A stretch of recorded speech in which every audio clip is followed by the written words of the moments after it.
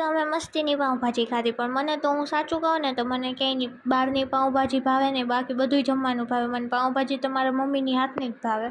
આ તો તોય પણ મસ્તીની હતી એટલે જમ્યું. પછી અમે લોકો ગયા હતા નાનાના ઘરે. હું નાનાના ઘરે બેઠી હતી ને તો આ ગાડીની નીચે બિલાડી બેઠી હતી, એની આંખ એવી ચમકતી હતી ને, એવું એ ચૂપચાપ બધું જોવે હે. આજ તો હું સામેથી જોયા પાસે ગઈ હતી ને તો એ તો એને મમ્મીને વાસણ ધોવડાવતી હતી. મેં કીધું ઓહો આજ તો ચાંદો ક્યાંથી ક્યાં ઉઈ ગયો, કારણ કે સુરત તો હવે વયો ગયો તો ચાંદો જ કહું ને.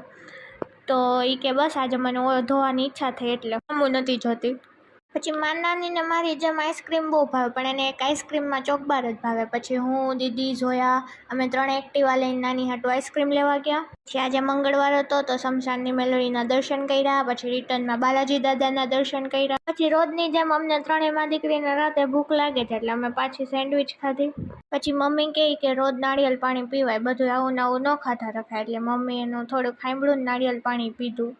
મને તો જરી નથી ગમતું. અમારે રાજકોટમાં વળી નવો નિયમ આવ્યો કે 12 વાગ્યા પછી બધું બંધ. અમારું રાજકોટ સુનસાન થઈ જાય.